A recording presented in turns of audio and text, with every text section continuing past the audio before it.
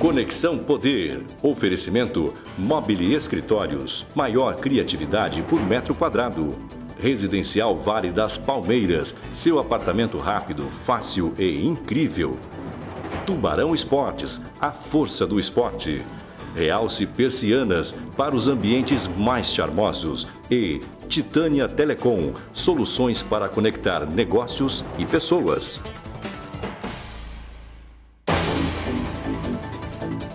Conexão Poder está recebendo agora o secretário da Casa Civil, secretário-chefe da Casa Civil, ele assumiu tem pouco mais de um mês, dia 7 de julho, né? Ciro Gonçalves, ele era controlador-geral do Estado, agora assumiu a função na Casa Civil e tem a determinação, a missão do governador de representar o governo, já que o governador está em campanha, não pode inaugurar obras, não pode ir a eventos, enfim, tudo vira eleitoreiro. Bom, participa dessa entrevista comigo, minha colega, jornalista de sempre, parceira de bancada, Ana Carla Costa. Secretário, obrigado pela sua presença, seja bem-vindo mais uma vez aqui no Conexão Poder. Está pedindo sócio, Ana Carla. Depois eu pego lá o Bereré, tá? Brincadeira.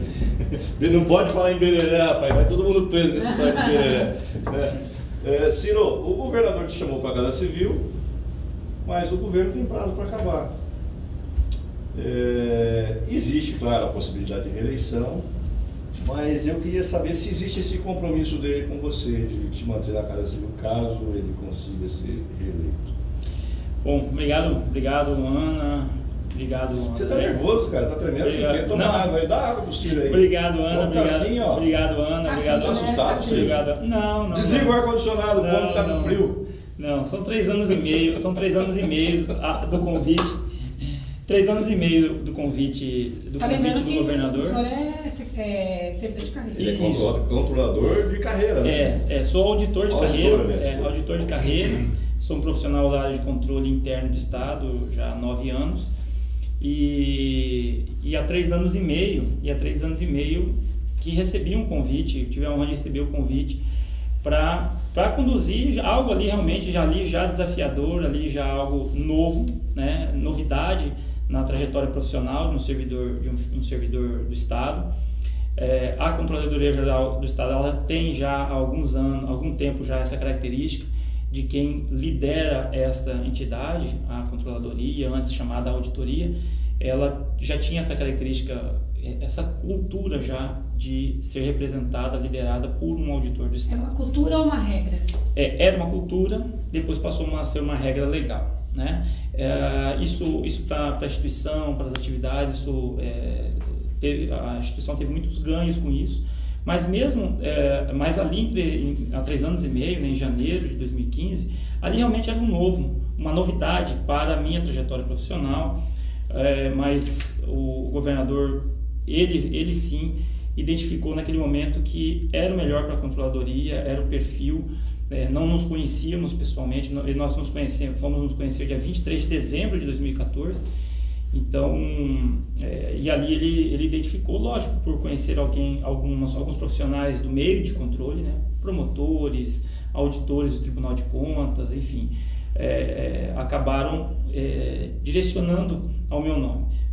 Com muita honra eu assumi, ali realmente, eu confesso para você, André e Ana, o nervosismo é natural naquele momento, porque a gente ia passar, além de uma novidade para a minha trajetória profissional, a encomenda do governador naquele momento era uma encomenda bastante dura, uma encomenda em que ele disse que ele precisaria muito nos primeiros 6 meses, muita transpiração do órgão de controle interno, o órgão de controle do Poder Executivo. Até porque ele recebeu o governo com vários problemas, né? É natural vamos citar, por exemplo, as obras da Copa, o VLT, enfim. É natural que uma mudança de gestão, o novo gestor queira dominar efetivamente todos os dados, embora todo o esforço na época da transição, após a eleição teve a equipe de transição, embora tenha tido todo esse esforço da equipe de transição, de um novo governante, não é a mesma coisa. Não é a mesma coisa. A partir do momento que você entra, que você começa a destampar alguns ralos, abrir algumas gavetas, deparar-se com alguns cadáveres escondidos no fundo da casa. Então, realmente, eu confesso para você que o nervosismo, a preocupação, a ansiedade era muito grande, mas graças a Deus, com o time que se tinha ali, um corpo técnico muito bem qualificado. Então os resultados, são esses resultados, 3 anos e meio, é que nesse momento, nos últimos 6 meses dessa gestão, dessa quadra, que o governador me fez o convite, novamente, ele enxergando que a escolha dele, 3 anos e meio, com um órgão importante, para um órgão importante, para o tamanho do desafio que era assumir o Estado, ele de novo, ele tem esse novo insight, partiu dele, convite, não é nenhuma engenharia externa, seja por ambiente político, seja por uma questão política eleitoral, nada disso, foi uma decisão dele diretamente a mim. E agora, com tranquilidade, assumir a Casa Civil, porque nesse caso a tranquilidade vem pela característica de atuação da controladoria, da instituição controladoria, e para a característica que hoje a Casa Civil ela vem desempenhando. Hoje nós temos a Casa Civil, deixando bem mais simples aí para o telespectador, a Casa Civil está muito vocacionada para atuar da porta para dentro do Estado. São 6 meses. Só para traduzir, ela cuida mais da parte administrativa do governo, e a parte política, que também é função da Casa Civil, passou a ser encargo agora do gabinete do governo, que é comandado pelo ex-vereador Domingos Sávio. Exatamente. Tem um gabinete de governo e tem a Casa Civil. Está tudo muito misturado. Dividiu. Agora está dividido. Agora está dividido isso. Porque o tamanho da agenda, André, o tamanho da agenda para só a Casa Civil fazer essas duas facetas, que é relacionamento com as instituições, com os atores políticos de maneira legítima, republicana, mas é preciso ser feito isso, prefeitos, deputados, bancada federal. Essa função não está ao encargo da Casa Civil, do gabinete de governo. Mas as relações com os poderes ainda está institucionalizada através da Casa Civil, os poderes, as instituições, os poderes. Isso tem funcionado muito bem. Há 3 meses foi feita essa cisão, essa separação, porque entramos num ano bastante agudo. É um último ano de gestão, então a gente tem uma série de acelerações a serem feitas. Último ano, o governador está para reeleição. Desmembrar a secretaria. Não respondeu a pergunta que eu fiz. Isso. Que se ele vai existe um compromisso? Vamos lá. Não existe compromisso. O que existe é o compromisso da gente continuar jogando da maneira que a gente vinha jogando com a Controladoria Geral do Estado, trazer isso para dentro da Casa Civil, e vamos até 31 de dezembro de 2018. Então não há compromisso nem por conta de Casa Civil, nem por conta de Controladoria Geral do Estado. Quando você assumiu, aqui no site teve muito comentário nas matérias e tal, isso é mais um tampão do táxi. Te incomoda esse rótulo? Não me incomoda de maneira alguma. Ainda que fosse, a convicção que eu tenho do time que formamos em 2015, nós termos que socorrer um projeto maior, que são 4 anos de mudança do Estado, seja em que cadeira for, por óbvio naquelas que eu pudesse ter vocação, e a Casa Civil eu acredito que isso seja possível, o tempo de ficar 6 meses, 8 meses, o projeto nosso são de 4 anos, né? Então não tem problema nenhum nesse sentido. Eu acho que eu tenho muito a contribuir para o Estado. Eu acho que foi muita coragem do governador contar com um servidor público efetivo para assumir uma Casa Civil. Isso na história da Casa Civil isso é de uma raridade muito grande. É uma surpresa, inclusive, para os meus pares servidores públicos. Mas é uma surpresa que agora a gente está explicando, aproveitando os convites aqui, para explicar exatamente aonde que o governador queria chegar com a confiança a um servidor público a conduzir a Casa Civil num momento agudo, num momento bem intenso, que são 6 meses finais de gestão, cautelas que precisam ser feitas em algumas áreas, acelerações de entregas que precisam ser feitas em outras áreas, rigor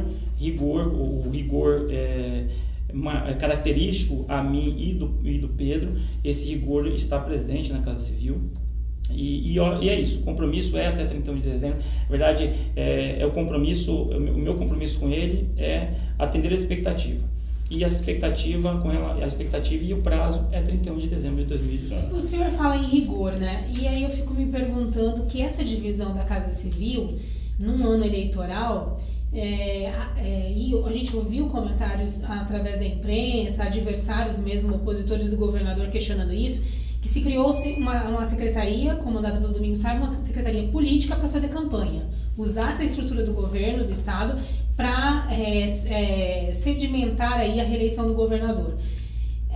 A sua avaliação enquanto controlador do Estado, servidor público, isso não é uma ilegalidade? Porque você separou as funções e no momento de eleição e essa secretaria só cuida dessa relação política para construir, essa é uma pergunta, será que é só para isso, construir essa aliança política em torno da candidatura da reeleição do governador Pedro Taques?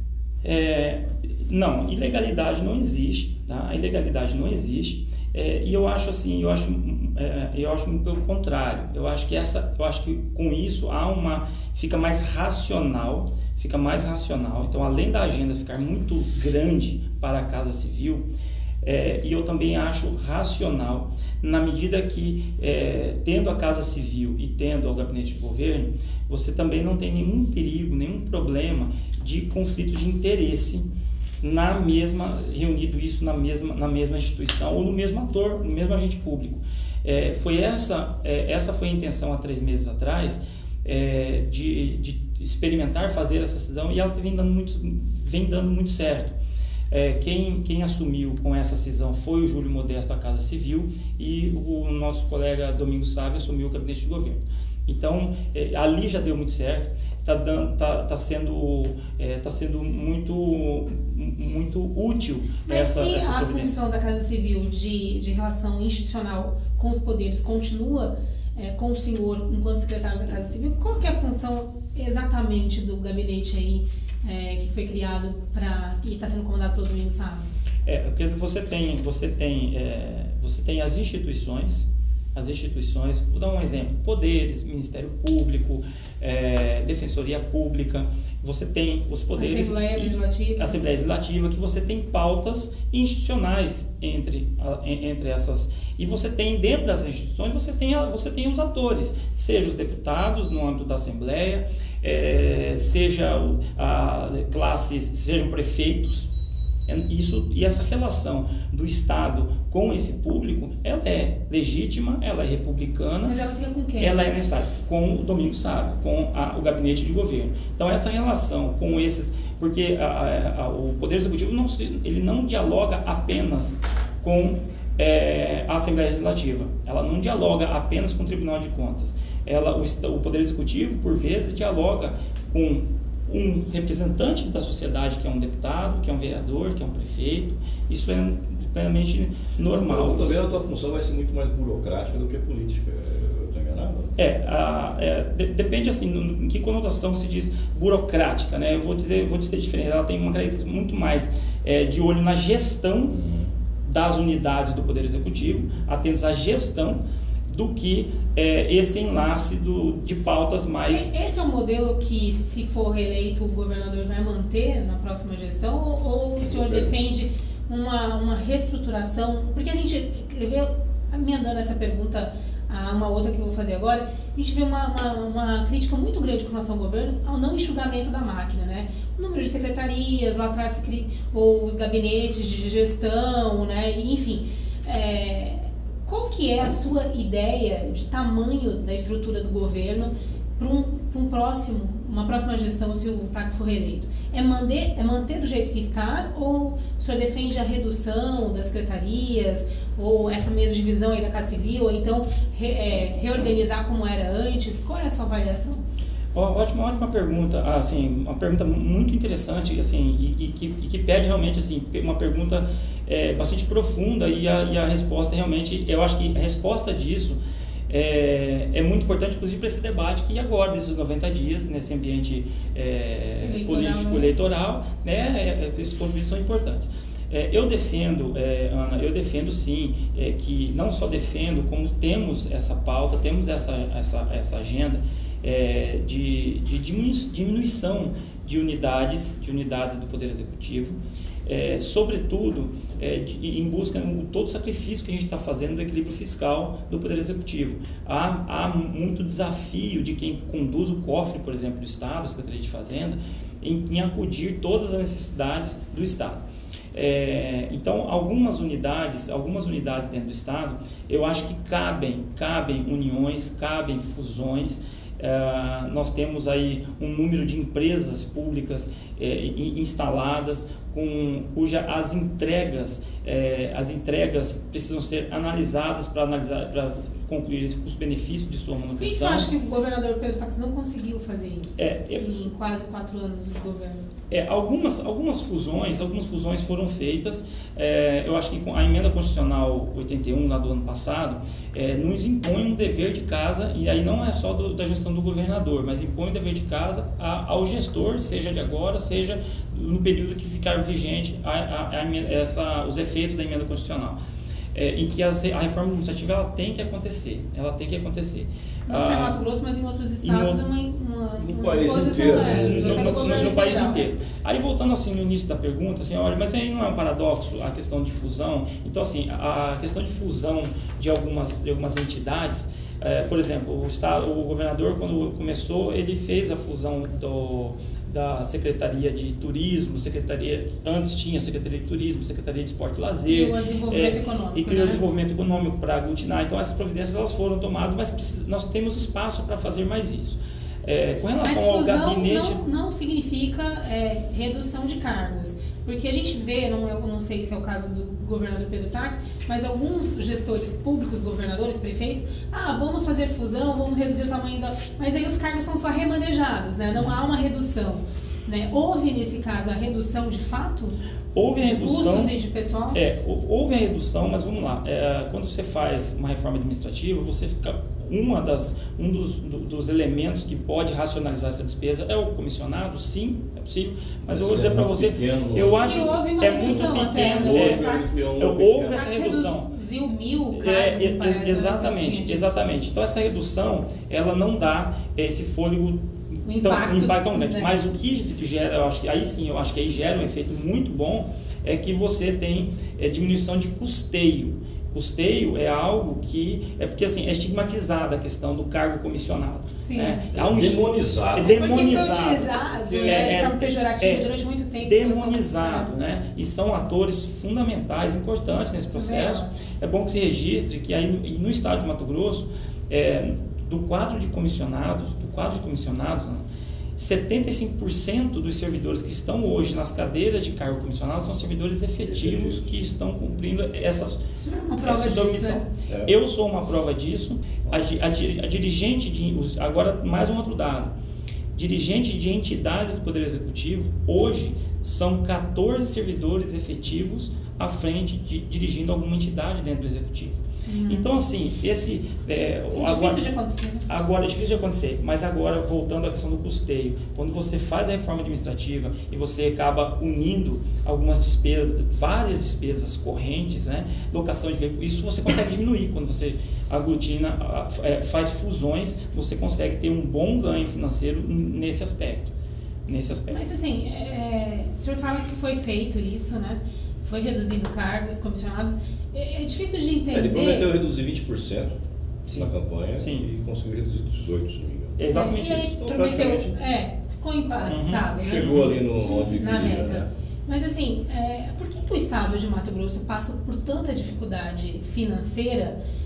Claro, tem o aspecto da crise nacional, enfim, mas a nossa arrecadação, o próprio governo vem divulgando que ela cresce mensalmente. Né? E a gente continua com dificuldade de pagar a folha de pessoal dentro do prazo que era pago anteriormente, no final do mês, depois dia 5, hoje paga no dia 10. Não é ilegal, mas a gente só antes tinha um prazo...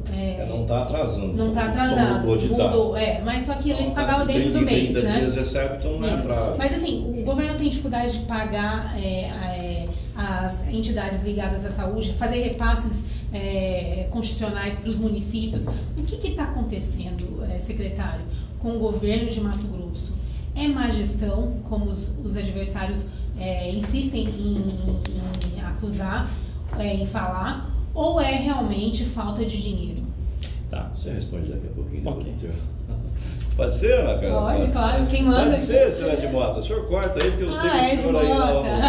O senhor não tem problema financeiro algum, né? O senhor está milionário. Corta aí.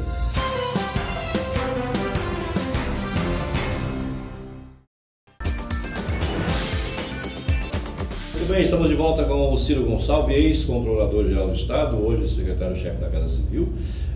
Coringa do governo. É, quase você falou Corinthians, ainda bem que não é Corinthians, né? Coringa. Corinthians vai cair esse ano, abre o olho. Bom, o Brasil já caiu. É, pois é. E aí, você deixou uma pergunta no intervalo.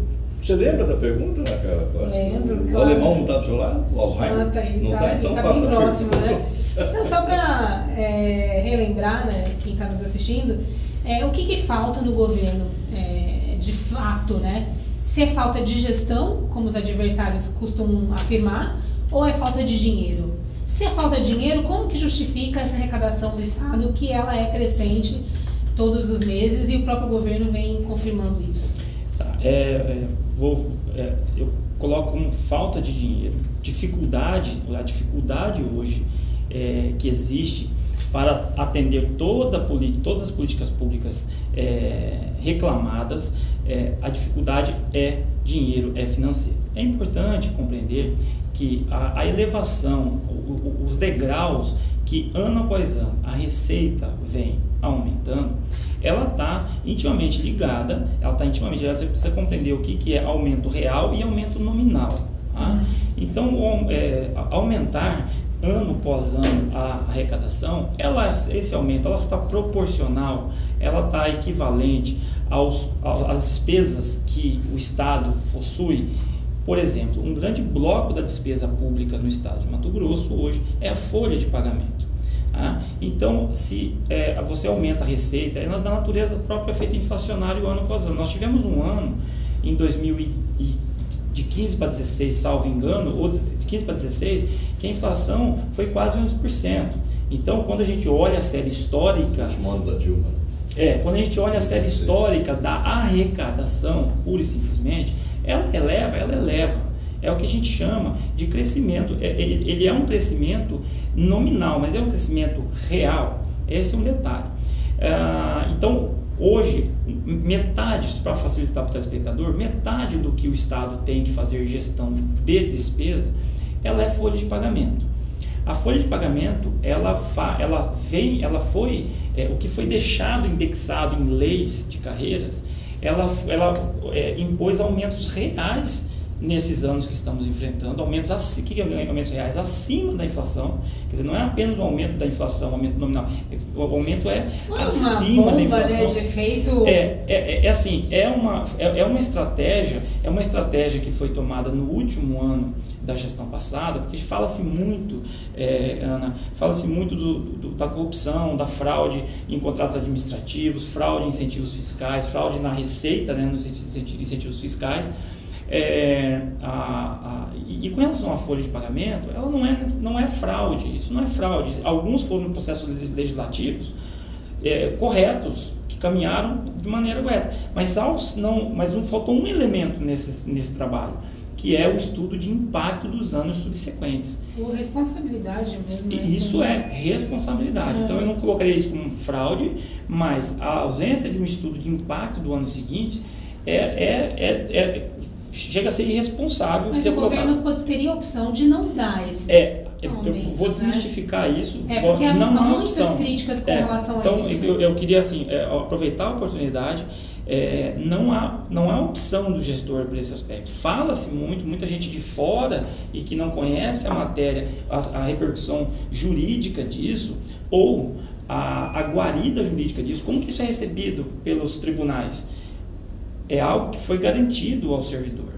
Isso precisa ser respeitado. Mas poderiam fazer uma lei para suspender ou para cancelar? Uma lei ou outra. Mas uma ia ter lei um ou questionamento outra, jurídico, né? Uma lei ou outra, que isso foi debatido, eu não lembro agora de duas carreiras específicas, e foi invocado uma ADIM sobre essas duas carreiras, por conta da vedação eleitoral. Quando ela foi sancionada? Isso foi no período eleitoral. A ausência de estudo de impacto, para facilitar o entendimento, é a seguinte situação: o servidor ele é um terceiro de boa fé.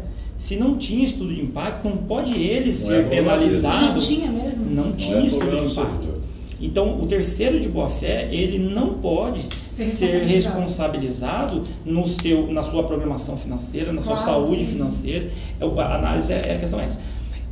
Então, assim, só para avançar, então, essa é uma pressão muito forte. Não tinha como o governador voltar atrás ou não conceder esses aumentos. As que estavam por conta da vedação eleitoral, elas foram tomadas medidas. Então, é importante esclarecer isso. É um pouco complexo, não é fácil para todo mundo compreender, entender, mas fica o registro.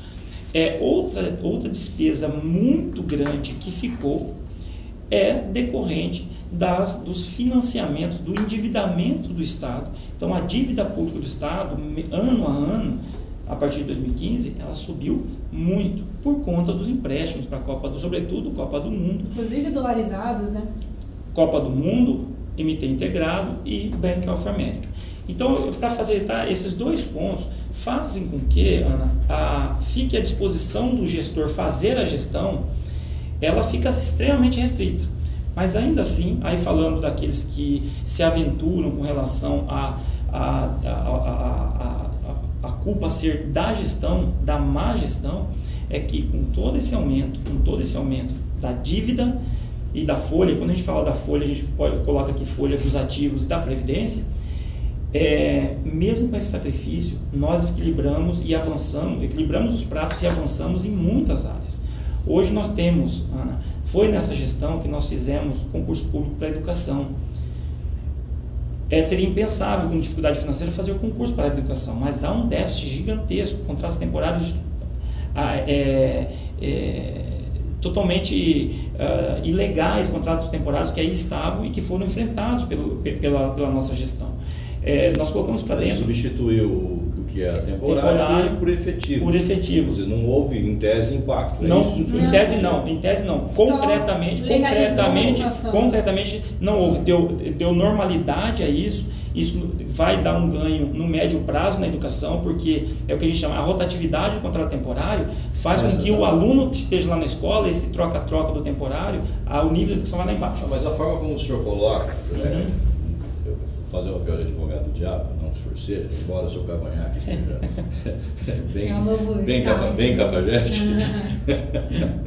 Mas assim, o cara que está lá em casa, ele pergunta assim, peraí, então ele está querendo dizer que esses caras que estavam ilegais foram os que passaram nesse concurso? Não, de maneira alguma. Fizeram um concurso para legalizar esses caras? Não, de maneira alguma. Mas eles não estavam legais, né? E muitos, só corrigir isso, e muitos contratados temporários... A forma de colocar muitas vezes agradeço a provocação no bom sentido. Mas muitos temporários foram aprovados no concurso público. Era uma pauta do sindicato do segmento, recomendação do TCE e convicção nossa. Para você ter uma ideia, o contrato temporário e a substituição do contrato temporário pelo concursado é o que a Constituição determina, tem efeitos previdenciários importantes para o Estado. Então, essa normalização e o prestígio da educação, ela foi consagrada com esse concurso público. Colocamos para dentro 3.600 novos policiais entre todas as forças, Polícia Militar, Polícia Civil, isso foi importante, bombeiros.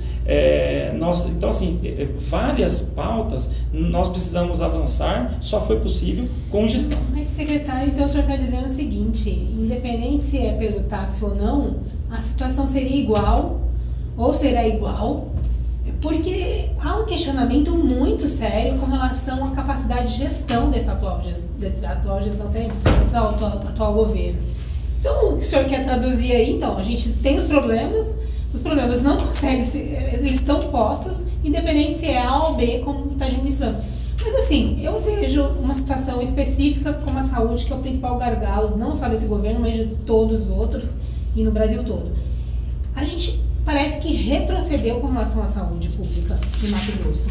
Né? Esses questionamentos, filantrópicas fechando por falta de pagamento, sei que não é uma relação direta com o governo, mas é uma relação direta com as prefeituras que falam que não recebem do governo, falta de medicamento na farmácia de alto custo, falta de leitos de UTI e assim sucessivamente, falta do repasse da saúde para os municípios.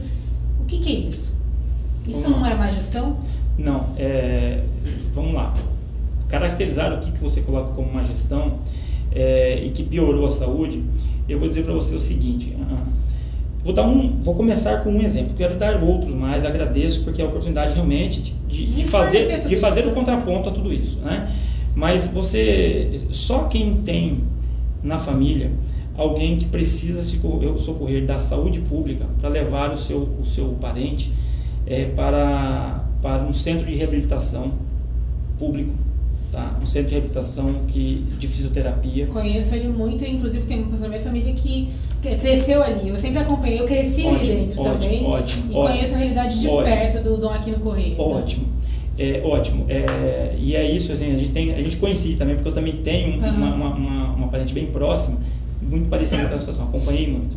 E só quem conheceu sabe que o Centro de Reabilitação do Aquino Correia, Ana, ele existe há mais de 40 anos.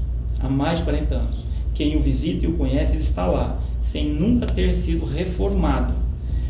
Você sabe. E você já sabe. Justiça aqui, o governo Silval foi irresponsável com o centro de reabilitação porque deixou sucateado, caindo aos pedaços e sem o mínimo de condição de atendimento. Você sabe. O governo Silval é irresponsável, é redundante. Ana, você sabe tudo, né? Bando de vagabundo que assumiu o Estado. Você sabe que o Centro de Reabilitação do Aquino Correia vai ter uma nova sede? Sim. Sabe onde vai ser, né? Teve até a polêmica da inauguração ou não inauguração. Mas é uma pauta muito menor. É uma pauta muito menor, principalmente para quem se utiliza daquele aparelhamento. É um aparelhamento que vai atender 4.000 pessoas num ambiente, não sei se você teve a oportunidade de visitar, como está ficando. E aquilo ali é gestão. Fazer com que o dinheiro roubado pela corrupção está canalizado, ali está 12 milhões de reais, um pouco mais de 11 milhões de reais, dentro do novo Centro de Reabilitação do Aquino Correia. Dinheiro roubado. Dinheiro recuperado. Pela quadrilha que estava no governo? Exatamente. Pela quadrilha do Silval. Exatamente. Roubado e conseguiram recuperar esse dinheiro e colocar no Centro de Reabilitação do Aquino Correia. Isso não é sorte, Ana, isso não é acaso. Isso é uma decisão política em saber de quem precisa no Centro de Reabilitação do Aquino Correia. Ali há muito tempo deveria ter sido feito, tombado pelo patrimônio escutatório, e ficar ali como um registro para a nossa história, para a história do seu parente, do parente que precisa. Hoje, o novo Centro de Reabilitação do Aquino Correia é digno. Isso é gestão. Então, e ao fazer isso, só para completar, pegar outras situações, ainda falando da saúde, não se constrói hospital no estado de Mato Grosso, há 30 anos. Se comprou hospitais, em algumas gestões passadas, né? Foram comprados hospitais e mantidos fechados. O governo, nossa gestão, foi na nossa gestão que estamos parceiros e auxiliando na construção do novo pronto-socorro da capital do Mato Grosso, que atende 45% do público do interior. Isso é gestão. Fazer gestão com dificuldade financeira, esse eu quero fazer o desafio. Mas falta de medicamento na farmácia de alto custo não é falta de gestão? Ana, sobre falta de medicamento, vamos lá, não vamos misturar a pauta do município de Cuiabá com o estado de Mato Grosso. São farmácias de alto custo diferentes. Do estado. Do estado de Mato Grosso, eu estou colocando para você, isso está estabilizado. Desde 2017, isso está estabilizado. Quando o senhor diz estabilizado... Não se está tendo falta de medicamento. Tem certeza, secretário, de nenhum medicamento? Não. Que a gente ouve na imprensa... É diferente. Ana, é diferente. Você vai lá dar de pirona, tem esses medicamentos assim, né? Aí que eu estou te falando. Medicamento que custa 500 pau, o frasco não tem. André, mas não é disso. Essas farmácias de alto custo, ela não tem essa característica. De alto custo, ela tem que ter medicamento. De alto custo. E nem sempre tem.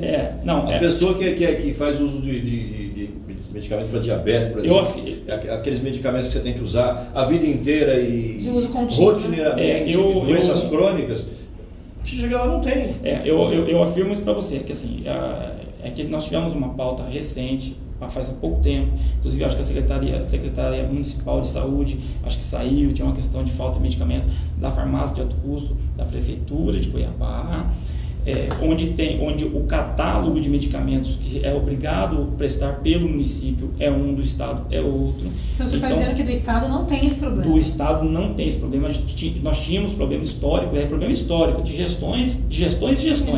Nesse momento, estou te dizendo, o termômetro são exatamente os reportes que vocês fazem sobre falta de medicamento, está estabilizado isso. Tá, e o repasse com relação para os municípios, que é uma reclamação constante da AMM aí, que é a Associação dos Municípios, com relação a esses atrasos? Eu só quero complementar o que o senhor falou. Está estabilizada a questão do medicamento, como o senhor está falando, tá? Por que o governo não mostra isso? Exatamente. Aí é uma falha da comunicação, com todo respeito ao secretário que está lá. Mas eu queria só completar, Ana, sobre. Eu dei alguns exemplos, né? Falei do CRIDAC, falei do pronto-socorro, falei do medicamento, e eu queria falar sobre UTI. O senhor fala daqui a pouco depois do intervalo. Edmota, corta aí, eu sei que você não está na UTI ainda, viu? É tipo, brincadeirinha. Corta aí, a gente já volta.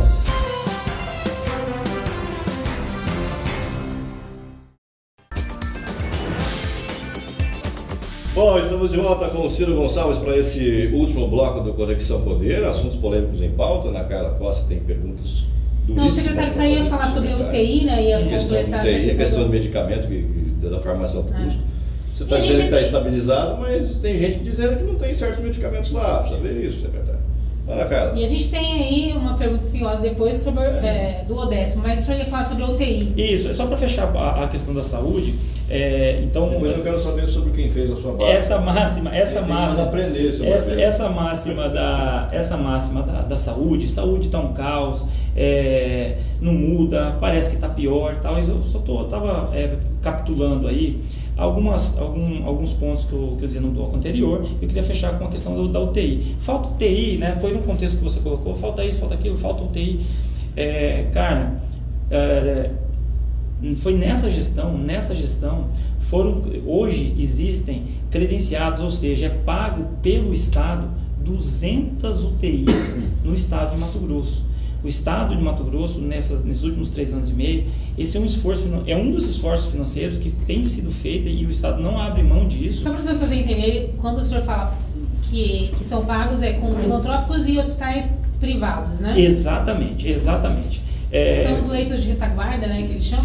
São os leitos, não são os de retaguarda, são os leitos de UTI mesmo. De UTI. São 200, isso para o cofre, para o custeio mensal, isso onera bastante, mas o Estado está fazendo o seu dever de casa. Mas é do próprio Estado, porque lá, não digo dessa gestão, mas que não construiu hospitais, que aí fica refém, talvez não consiga absorver toda a demanda, mas está refém ainda do sistema privado. É isso interessante, que o SUS é universal, mas os governos ainda são muito dependentes dos filantrópicos e do... É até um raciocínio interessante, sabe? Por que o Estado não constrói mais hospitais? Aí você vai ter um debate assim, poxa vida, mas aí vai aumentar tanto e tal. Então, assim, esse desafio, essa coragem de dar um passo largo e aumentar a quantidade de UTIs, ela foi dada. Isso localmente é muito bem... só quem está no interior sabe o que é isso, que hoje nós temos mais 200 UTIs. Secretário, o senhor fala isso, mas as pesquisas mostram que é o setor com maior reclamação do governo. Sempre foi, Sim, mas nessa gestão, o senhor acho que teve acesso a pesquisas, mostram aí que é a área que mais vem prejudicando ou puxando a popularidade do governador para baixo. O atual secretário de saúde, Ana, é um agente público que está há muito tempo. Eu acho que o governador acertou muito Luiz Soares, com o nosso secretário Luiz Soares. Ele tem feito bastante avanços. Aqui eu enumerei para vocês. Então, assim, é óbvio que a saúde pública, ela sempre vai reclamar. A saúde pública realmente precisa avançar mais.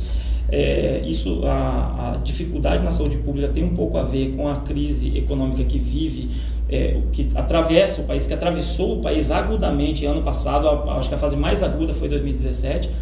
Porque os planos privados perderam vários. Falávamos isso no intervalo falávamos disso, né? Quem tem direito a acessar o sistema único? Qualquer cidadão tem direito, mas é óbvio que aqueles que, no momento de bonança, André, no momento de bonança, está no seu plano de saúde. No momento de dificuldade, você tem um transbordo para a saúde, para o sistema único grande, e você tem as demandas crescentes. Aí nessa crise toda, muita gente cancelou o plano de saúde. Muita gente.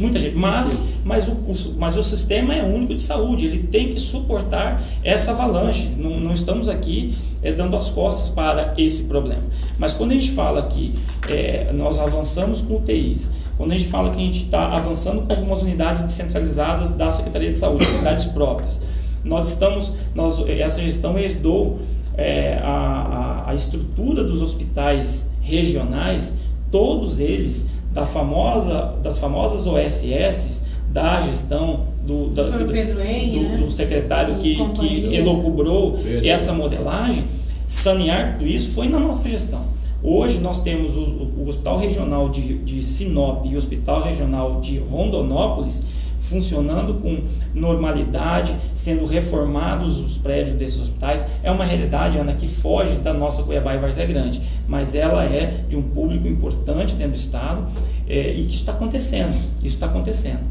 Então é isso, eu não tenho dúvida que a pauta da saúde ela ainda precisa avançar mais, mas não tenho dúvida que avanços significativos, expressivos, a gente tem nessa área. Se o governo se preocupasse, se os governos se preocupassem menos em fazer saúde curativa e construir prédio de hospital e UTI e investissem em saúde preventiva, a gente não teria tanto problema no SUS. Com certeza. Mas, enfim, prevenção não dá dinheiro, prevenção não tem propina, né? Prevenção não tem esqueminha, não tem bereré, não tem essa pilantragem toda que acontece. Não fala em bereré, enfim. Realmente eu acho que assim, o segredo da saúde básica, ela não é dado o relevo que ela precisa ter. Com certeza. Vamos falar de política? Posso fazer uma pergunta em relação ao duodécimo? Aí, ó, vou chamar Paulo Coelho para você. Show, Paulo Coelho, vai. Ô Paulo Coelho, você tá sumido, Paulo Coelho. O que foi? Falei com ele ontem. O Bob pegou você, rapou tua cabeça, o que é? Aparece, né? Um abraço, Paulo. Um abraço aí, Paulo. Seguinte, o governo tá devendo milhares e milhares de reais. Milhões, né? Milhões. É uma dívida praticamente impagável para os poderes. E há um descontentamento. Tem mais uns 300 milhões ele vai pagar de fornecedor também, impagável. Como é que o senhor está conduzindo essa discussão com relação aos duodécimos, né? E também com relação às emendas parlamentares? Também é outra reclamação, a Assembleia vira e mexe, ameaça travar as votações por conta de não recebimento dessas emendas. Bom, primeiro com relação ao duodécimo, como eu disse, 2017 nós tivemos o ano mais agudo da crise e, consequentemente, do caixa do Estado. É inegável, o Estado não nega que parte do duodécimo do ano 2017 eles ficaram em aberto. Só que o governo ele tinha que fazer algumas opções, deixa eu corrigir, tá? Não se trata, porque às vezes a gente fala assim, opções, ele se colocou numa situação em eleger algumas prioridades que nós tínhamos. Falávamos de saúde agora há pouco tempo. Nós temos 200 leitos de UTI, nós temos a conclusão do pronto-socorro, nós temos o repasse, folha de pagamento ou medicamento. Então, nesse momento, o não repasse do duodécimo, ele está contabilizado, sim, como débito do Poder Executivo. E nesse compasso, Ana, foi trazido ao debate a emenda constitucional 81, que é a tal da PEC do teto do gasto, que foi uma grande discussão que o Executivo convidou todos os poderes a fazermos para repactuarmos o tanto do bolo da receita pública que se tem para os poderes. O Estado de Mato Grosso, ele tinha, à época, o Poder Judiciário tinha a maior participação do Brasil dentro do orçamento. O Poder Judiciário de Mato Grosso era o que tinha essa maior proporção, essa maior fatia. Mas não foi mesmo o próprio governo Táxi que mudou as regras do jogo no primeiro ano do governo? Não. E que aumentou o repasse do Não também, Ana. Nós temos... Isso é uma lenda também? A diferença... O que a gente sabe não, André. O que acontece? Até a gestão passada, qual que era a prática, a dinâmica até a gestão passada? Criarem orçamentos fictícios, subdimensionados. É a cultura que esse governo não topou fazer. Foi a grande o quê, Ana Cara? A grande, eu ia falar uma palavra, a grande cagada. Mas isso todos os governos anteriormente faziam, né? Foi a grande bobagem do governo, você fazer o orçamento, como é que chama isso? Real. O seu Marrafon que criou isso aí, foi? O Marrafon, você amarrou o governo, porque era o seguinte, o orçamento era meio fictício, se chegasse ao final do ano, teve excesso de arrecadação, no ano seguinte ele repassava. Não. Agora o governo tem que repassar todo mês aquele montante, arrebenta no Estado.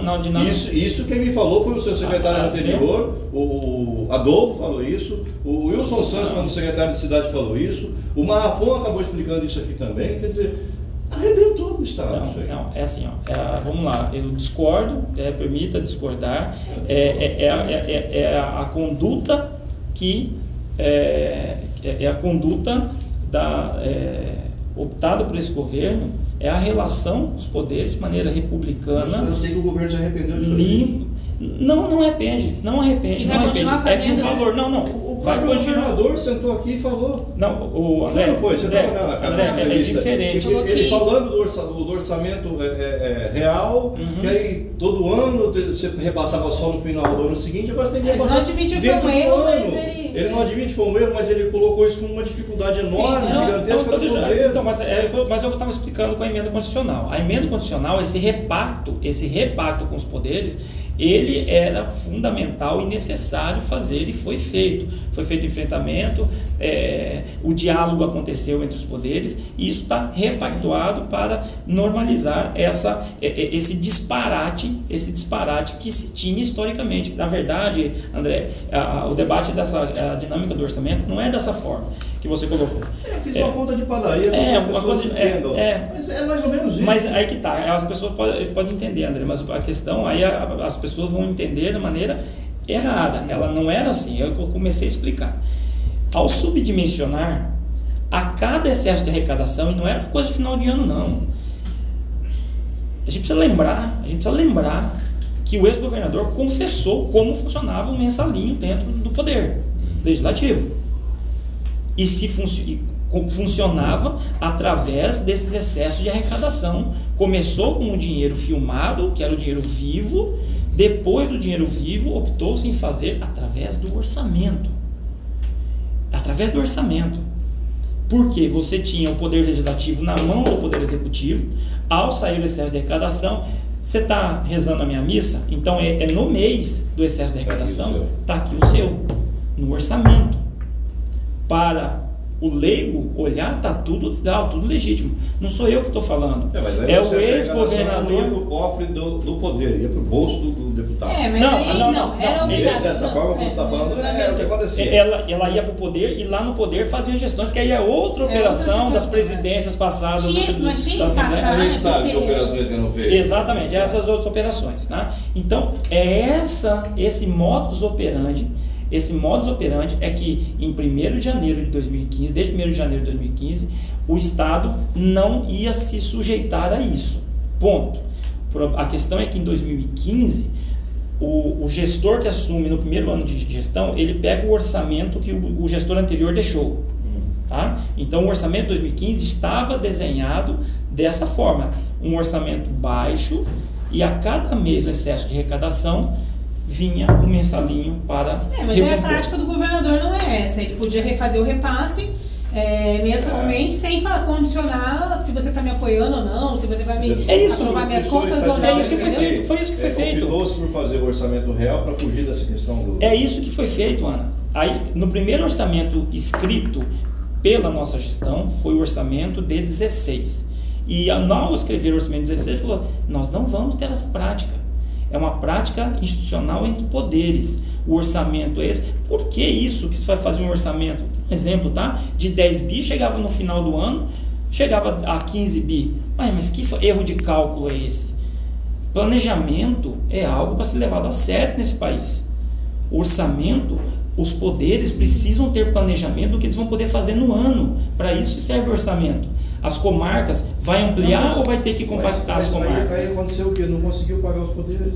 Mas assim, não, agora, André, essa é a vacina, é isso que eu estou querendo agora, estou voltando no início da minha resposta. A vacina colocada sobre duodécimo é a pergunta. Vocês estão atrasados? Estamos atrasados. Objetivamente. Você tem o valor da dívida? Não tenho agora de cabeça, não tenho agora de cabeça. Você que a Assembleia é mais de 100 milhões, né? Não tenho de cabeça, mas tem esse débito a ser pagado.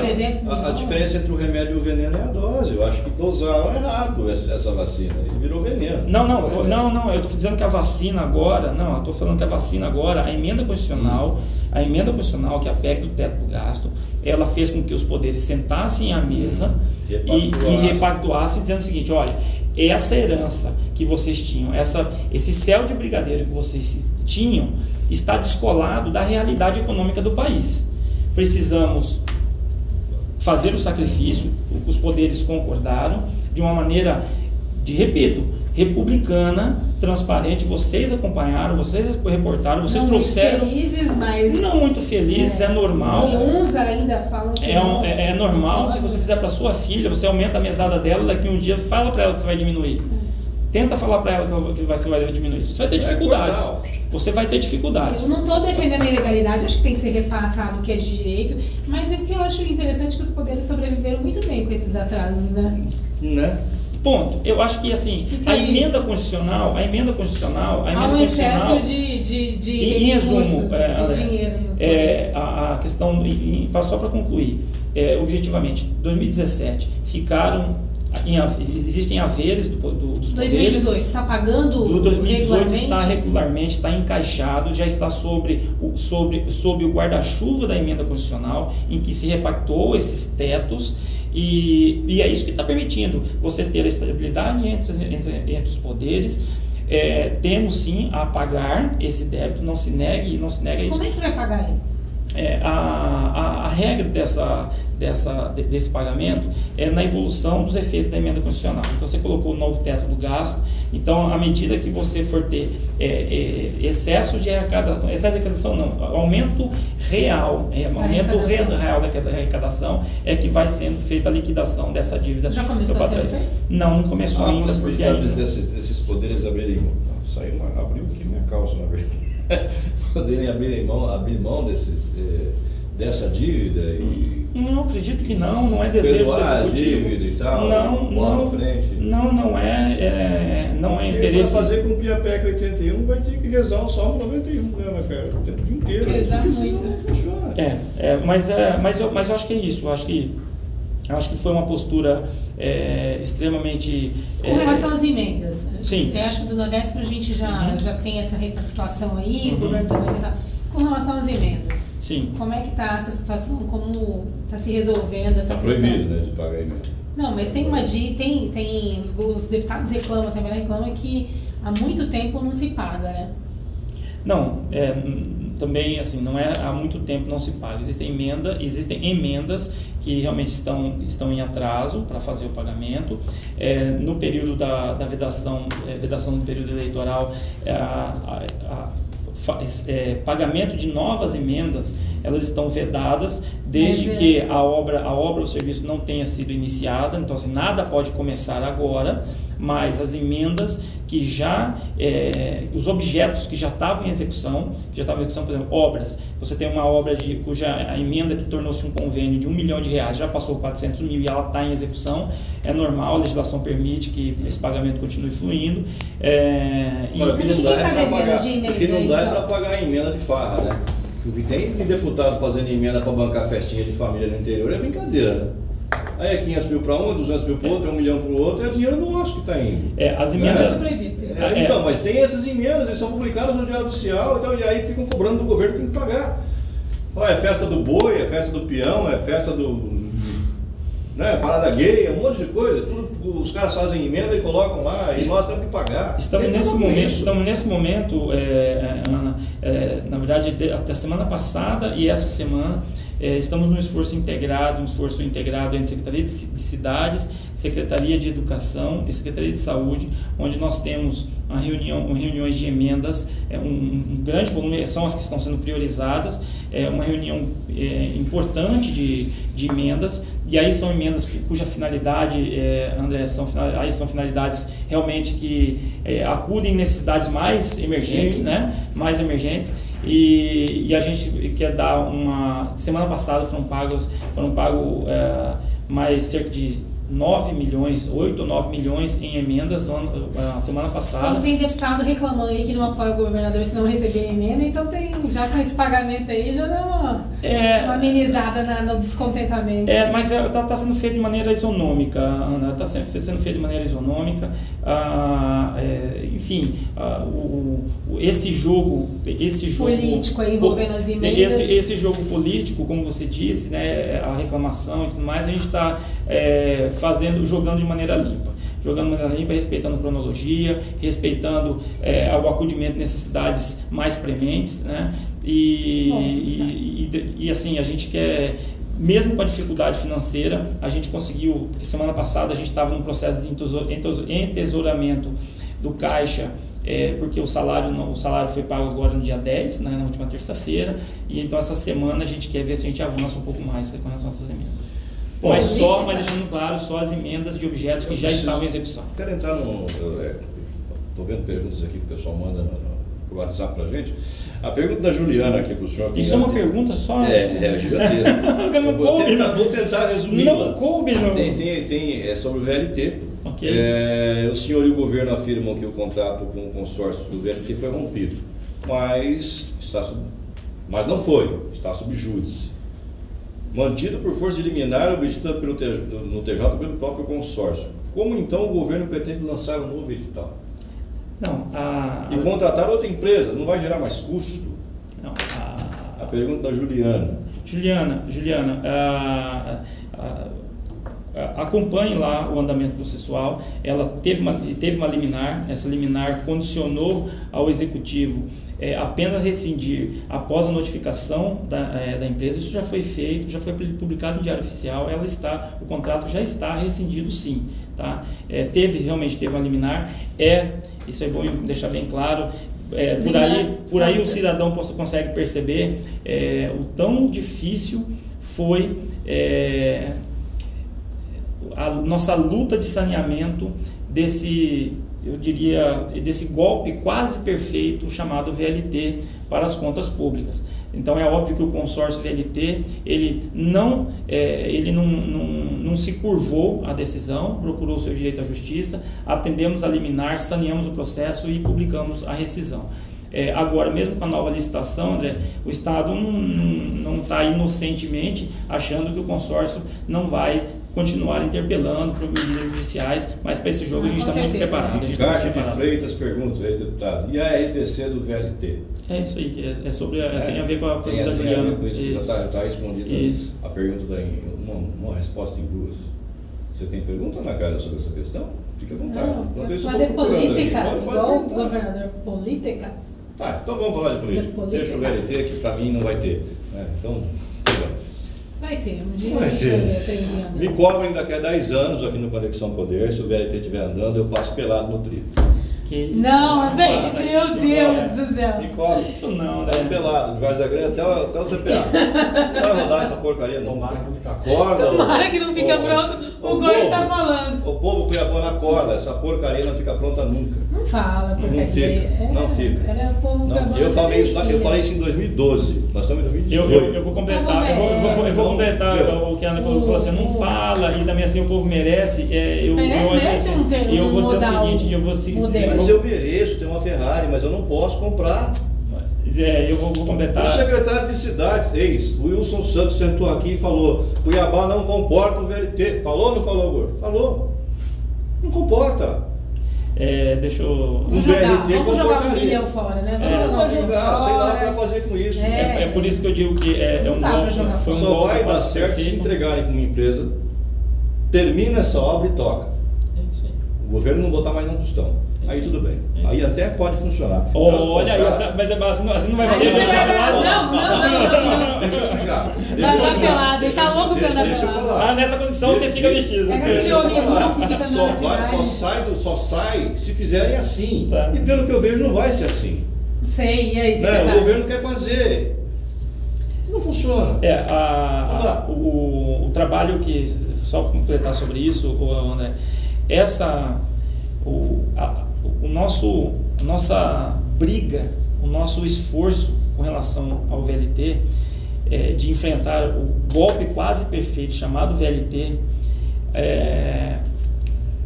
desde ele mesmo está dizendo que é um golpe. Quase perfeito. Um golpe quase perfeito. Mas quase perfeito é uma coisa, que é um golpe, é um golpe. É um golpe. Eu não tenho dúvida disso. Eu não tenho dúvida disso. Caiu nisso. E quem vai achar a solução para isso? E quem vai achar a solução para isso é essa equipe, é esse grupo de servidores públicos que estão dedicados a isso. Mas já passou 4 anos, ninguém achou solução.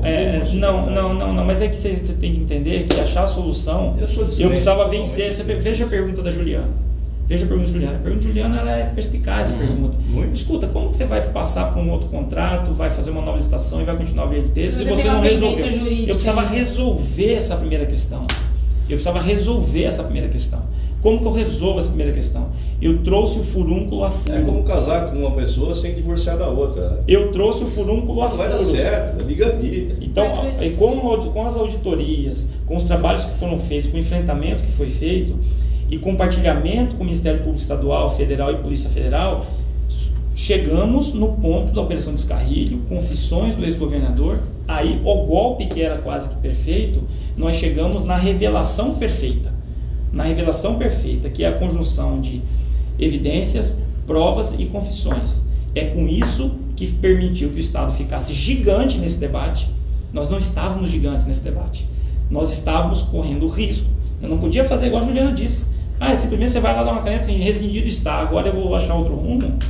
Não, nós chegamos agora no momento perfeito de incriminação do problema. Nós tiramos. Mas sabe qual é a ironia dessa história toda?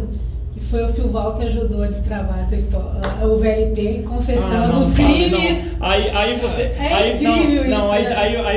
você joga, você é a pequena, você é a pequena muito, eu vou falar assim, não é uma pequena numa instituição, não. Essa é a pequena, é um trabalho que foi interinstitucional de TCE, auditores do TCE, CGE, recordar que a confissão dele foi... Mas ele confessou por quê? Porque um dia ele se arrependeu e tocou a campainha da igreja para se confessar. Não, ele estava preso lá. E ele estava preso por quê? Por causa das operações Sodoma 1, 2, 3, 4, 5. Não, ele é mérito todo de toda a corporação, de todas as corporações, entendeu? Mas não tenho dúvida que a confissão, quando você busca a revelação de provas e você coloca no canto da sala o incriminado, ele não tem outra alternativa. E foi o que aconteceu. E aí? Acabou? Chega? Acabou, amor? Acabou, Edmar? Vai falar de política? Você acredita na reeleição do mas é claro que ele acredita. É possível. Vamos contextualizar a pergunta. Sim. As pesquisas mostram alto índice de rejeição, mostram o adversário, que o principal adversário aqui é o Mauro Mendes na frente, apesar que a diferença não é muito grande entre Mauro, o Wellington e o Tax, mas o senhor acha possível reverter todas essas dificuldades ou essas adversidades e o governador se reeleger? Sobre isso, Ana, é óbvio que nós estamos diante de um período de vedação eleitoral, né, sobre a questão do nosso governador, ele em confirmando o seu interesse à candidatura à reeleição. Já está confirmadíssimo. Tá. Não é confirmado. A convenção só vai homologar. A convenção acontece mais adiante. Sexta-feira 13. Mas só o senhor vai cair, secretário. Sexta-feira 13. Na quinta-feira 12 teve reunião já do governador com os comissionados, já pedindo apoio, pedindo voto. Está mais do que confirmado, né? Então assim, sobre a questão do cenário que se desenha aí com relação a adversários de uma possível candidatura à reeleição do governador, eu acho que nem o governo, nem o próprio governador não é hipocrisia não que eu vou dizer, é o meu sentimento, tá? A preocupação não passa por adversários, quem está se compondo, quem está se familiarizando com relação a perfis, índole, caráter, jeito de tocar a coisa pública. Isso a gente deixa para o cidadão compreender quem que se aglutina, quem que guarda afinidade, e com aqueles que chegaram à conclusão que o governador Pedro não guarda afinidade e deixaram de apoiar o governador. Eu acho que essa preocupação hoje não é essa. A preocupação hoje é levar para o cidadão, e tem a ver a questão da rejeição, não tenha dúvida que tem a ver com a rejeição que você está colocando, a rejeição do governador ser alta, mas eu ia dizer para você que o viés de declínio dessa rejeição tem aumentado na medida não só das realizações e dos feitos, mas na medida da comunicação, do esclarecimento do feito. Eu não tenho dúvida que hoje, nessa tarde, eu contribuí um pouco para isso, porque nem todo mundo sabe do que é um CRIDAC hoje, que CRIDAC que a gente está querendo entregar. Eu acho que nem todo mundo sabe com relação ao UTIs do Estado, nem todo mundo sabe da quantidade de escolas de período integral que hoje o Estado possui. Ninguém sabe. Mas é isso que eu estou te dizendo. Ninguém. André, comunica mal. Eu acho que e a comunicação... Não é errado, Ana Carapaça. E a comunicação... Eu vou defender a comunicação. E a comunicação que eu falo... A culpa não é da comunicação. Não, deixa eu começar. Não, a comunicação, não estou falando de gabinete de comunicação, dos profissionais. Porque a primeira coisa quando o governo tem dificuldade, culpa a comunicação. Nem sempre. Não, eu não estou culpando. Então, assim, a gente está muito mais focado nisso do que a preocupação... O governo errou. Do que a preocupação com o adversário. Eu acho que os adversários, eles por si só, ao outro lado do canteiro partidário, isso por si só, os próprios cidadãos vão começar a compreender os grupos, quem que se desenha, quem que estava aí, quem que já passou um dia por esse cofre público e fez o quê, né? E quem hoje está passando. Eu acho que essa preocupação não tem que se ter. Tem que ter isso que a gente estava colocando aqui. Parece que você tem essa leitura, né, de que, olha, você falou algumas coisas que a gente não sabia. Né? Quando a gente fala que nós temos a questão, por exemplo, olha o caos na segurança pública que teríamos se nós tivéssemos 3.600 soldados policiais a menos nas ruas, né? Nós tínhamos 670 veículos, a frota da segurança pública tinha 670, hoje tem 1.200 veículos. Então, essas são informações que esse momento, agora sim é o momento de comunicar. Eu acho que nesse aspecto o governador ele está muito, ele é uma pessoa assim, fora da média, com a capacidade que ele tem de saber tudo que está acontecendo no Estado. Eu digo para vocês que nesses 4 anos eu acho que ele é o melhor cabo eleitoral dele. Nós temos um governador que domina todas as áreas, que sabe o que acontece com todas as áreas, é um gestor. Ele é um gestor, ele sabe de todas as áreas. Eu já vi outras gestões em que se tinha uma outra política, em que o Estado, já falamos sobre isso numa outra entrevista, me lembro que nós tínhamos guetos dentro do Estado, nós tínhamos áreas, esses guetos eram dominados por alguns partidos, e são células. Então o que acontecia nessa célula relacionado com o partido X, que tinha o seu capitão, o Y não sabia nada que acontecia. Os que tocavam a educação não sabia nada que acontecia na área de tecnologia. Então são células, eram guetos. Hoje nós temos, é muito notório isso é inegável, ninguém consegue negar isso, que o governador ele é uma pessoa que sabe de tudo que acontece no Estado.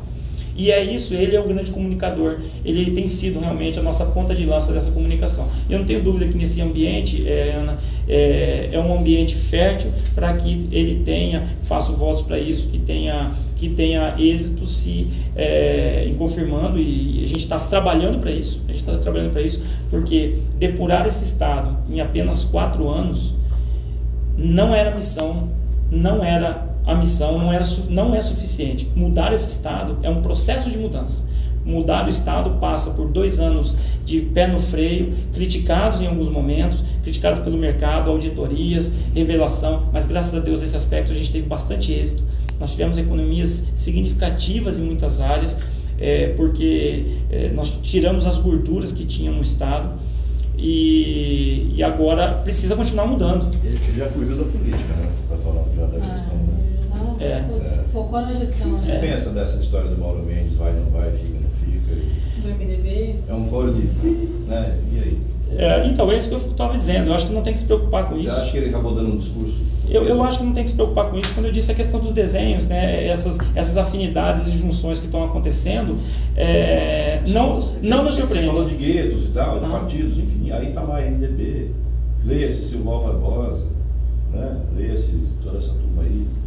E juntou com o DEM, e aí virou essa parafernália. O desenho toda. que se está se configurando, André, o desenho que está se configurando é a junção de todos os ex-governadores do Estado vivos, todos os ex-governadores do Estado vivos, de um lado, e do outro lado, nosso governador Pedro Táxi, com exceção do Dante, durante toda essa trajetória. Então, é isso. E para esse jogo, a gente tem que se preocupar com as realizações, com os feitos, a comunicação do que está sendo feito, do esforço, e com honestidade comunicar o que não deu para fazer.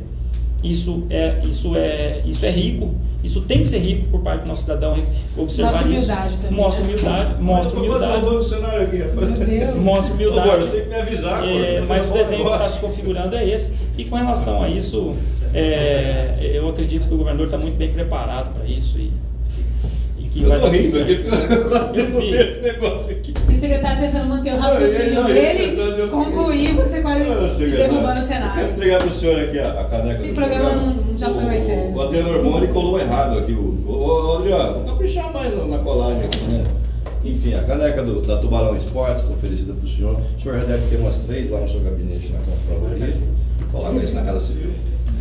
Não, eu já compartilho isso aqui com minhas crianças. Lá em casa nós temos. Agora eu fecho o jogo. Fecha o jogo? Antes sempre ficava alguém sem. Tinham 3, agora 4, agora a família está completa. Agora não vai ter briga. Não vai ter briga. Para quem que você vai dar, Zé? Aí esse aqui vai ser pro meu filho. Como é que é o nome dele? Rafael. Ô Rafael, cobra, hein? Cobra. Ele costuma vender essas canecas. O leite da noite agora vai ter a caneca dele própria. Obrigado, secretário. Um abraço. Né? Boa sorte para você na Casa Civil. Obrigado. Ana Carla, obrigado mais uma vez pela sua presença. Obrigada a você pelo convite. Sempre. O quê? Auspiciosa. Melhor você não completar, né? Bom, qual câmera que eu tô? Tem 2 acesas, é aquela? Vou nessa aqui, ó. Tchau, tchau você em casa, tchau você em Nova Mutum, tchau Edmota, Adriano Piveta. Tô aguardando o senhor aqui, viu? Conexão Poder. Oferecimento Mobile Escritórios. Maior criatividade por metro quadrado. Residencial Vale das Palmeiras. Seu apartamento rápido, fácil e incrível. Tubarão Esportes. A força do esporte. Realce Persianas para os ambientes mais charmosos. E Titânia Telecom. Soluções para conectar negócios e pessoas.